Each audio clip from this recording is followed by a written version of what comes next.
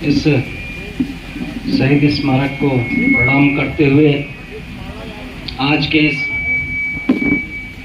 ऐतिहासिक दिन पर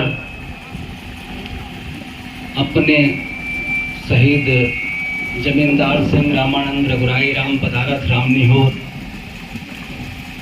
सहित समस्त उस टोली को प्रणाम करते हुए आज के इस जो भी कार्यक्रम है इसके अध्यक्ष जी बदलापुर विधानसभा के यशस्वी विधायक आदरणीय रमेश चंद्र मिश्रा जी,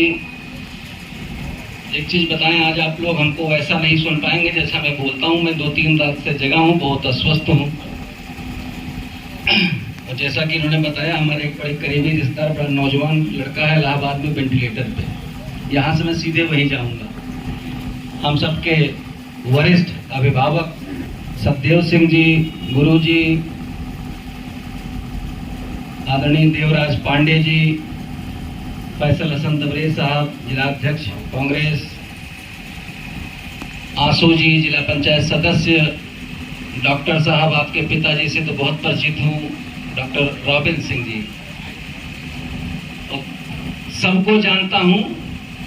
सबका नाम लेना संभव नहीं है। आदरणीय चंद्रभान चाचा, बड़े भाई भाजपा नेता राजेश जय सिंह जी और समस्त जनमानस बड़े बुजुर्गों को प्रणाम करते हुए सभी छोटों को आशीर्वाद। आज का जो ये अवसर है, हम सब जानते हैं बहुत दिनों से, मेरे ख्याल से मैं 2009 से यहाँ पे शुरुआत में तो बड़ा कार्यक्रम होता था, जैसा अभी डॉक्टर प्रभात विक्रम ने बताया कि स्वर्गीय शहीद जमींदार सिंह जी जब मात्र 17 वर्ष के थे, 18 वर्ष के,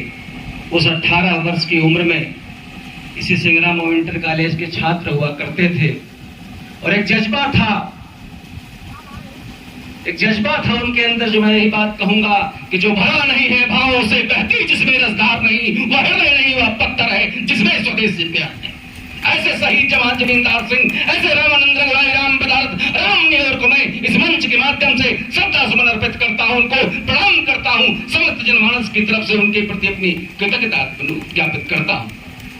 मित्रों, ऐसे जमींदार सिंह जिनकी नववधु मात्र 18 साल में उनकी शादी हुई थी और इसी मैं संक्षेप में बहुत विस्तार में मैं जानता हूं चंद्रभान बताए होंगे, तमाम वक्ता बताए होंगे, सबको पता है, क्योंकि बोलने के लिए कुछ विषय चुनना पड़ता हूं। उसी परिप्रेक्ष्य में मैं बताना चाहता हूं कि जिस समय यहाँ पे अंग्रेज आतताइयों का आक्रमण करने के लिए उनकी पुलिस की सेना इस बार आने की तैयारी में थी, इसी पुल को तोड़ते हुए शहीद जमींदार सिंह सर पर कफन बांधे हुए अपने पीछे सबकी टोली लेते हुए, जैसा आज लोग कहते हैं ना, उसमें राम पदारथ भी थे, रामानंद भी थे, रघुराई भी थे, शर्मा जी थे, सब जाति और सर्व धर्म के लोग मिलकर के इस पुल को तोड़ने का काम किए थे, एक इतिहास बनाने का काम किए थे मित्रों। और उस समय काम किए थे जब स्वर्गीय जमींदार सिंह के पेट में हमारे चचा स्वर्गीय क्रांति प्रताप सिंह मात्र 4-6 महीने के गर्भ में थे। आज के नौजवानों को यह सीख लेनी चाहिए कि जिस प्रकार से कहा था कि सरफरोशों की तमन्ना, सरफरोशी की तमन्ना अब हमारे दिल में है, देखना है जोर कितना बाजुए कातिल में है। उस अंग्रेज हुकूमत के खिलाफ अगर हम बड़े गर्व के साथ कहते हैं, उस उत्तर प्रदेश से जौनपुर और अपने इस धनिया मऊ में ही नहीं,